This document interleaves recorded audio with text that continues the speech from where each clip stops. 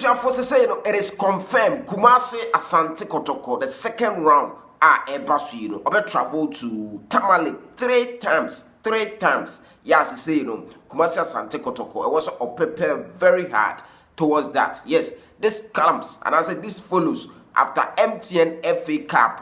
Kumasi Asante Kotoko was paired with Karela United. Yes, nsem kakra ewo ha me de bro. We did say Kumasi Asante Kotoko also call Tamale 3 times. Nchichemu ni nyina ewo ha me de bro ewo fi ampacho as usual ha you super 24 TV sa unsubscribe ya wadaroma. Na wa hit the real subscribe button no so. No about adoma no so ama me na build it together. Na you move it together. Obetima follow your social media handles no so. Facebook super 24 TV, Instagram Kumasi Blogman, Twitter ne ade Kumasi Blogman. Me da se so why am me utare channel we ba on subscribe ya wadaroma na wa press subscribe no so na wa bo adoma no so na you move it together as usual de bia se na mesika no.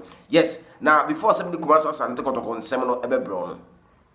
One say me got to say Inaki Williams we try flight free Ivory Coast and of course Spain na omone Barcelona Bilbao Atletico Bilbao ne Barcelona e Copa del Rey. Na say Atletico Bilbao for Neji Barca frame.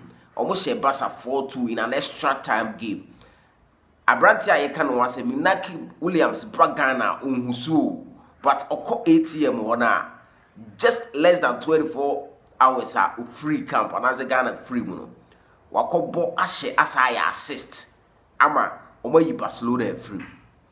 Inti sa topic we in an appropriate time me name is senior man more platform so also discuss topic we into retrospective. Yes, because say Ghana ni intimi news ni ya well I was see a good coach or the Black Stars now because it is quite strange say free camp I want go training ba crowd okoy wako GGC aje abo 59 minutes and ball one goal and say assist man nua Williams ba akono and na omode win ya omayi Barcelona free no Barca ayemro and right Chelsea so say 6-1 we dem fan champion man na 7 times but Kotoko fodo do na ya Chelsea for wow hear me you can bear me out Chelsea the Blues say Chelsea abuku EFL Cup one Liverpool and ebe final na ebe mungamu Chelsea league the day utibinje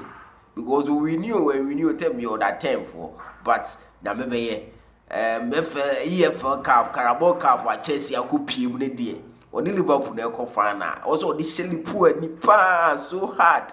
Yes, abaronne seven day Chelsea beba also ye de kakra efam na ihunu de eko ewo ho African Cup of Nations, no round of 16s, no parents na betoja. Now quickly, my men round of 16, no the war is sitting and ma and sana mabakotoko assembles. Nigeria and Cameroon ebebo. Angola and Namibia and ebebo. Cape Verde and Mauritania and ebebo. Morocco and South Africa and ebebo. And Mali and Burkina Faso and ebebo. Senegal and Ivory Coast and ebebo. Egypt and Dr. Congo and ebebo. And Equatorial Guinea and Guinea and ebebo. Patro sanity inti Nigeria and Cameroon wo be win no akushia Angola and Namibia. Cape Verde and Namibia no be win no akushia Morocco and South Africa. Mali and Burkina Faso no be win no akushia Senegal and Ivory Coast. Egypt and Dr. Congo no be win no akushia Equatorial Guinea and I say Guinea. Inti sanity inti na yene channel so. Now Kumasi Asante Kotoko ko Tamale 3 times second round ya be shasi the umini FA Cup Kotoko ne Karela na bebo.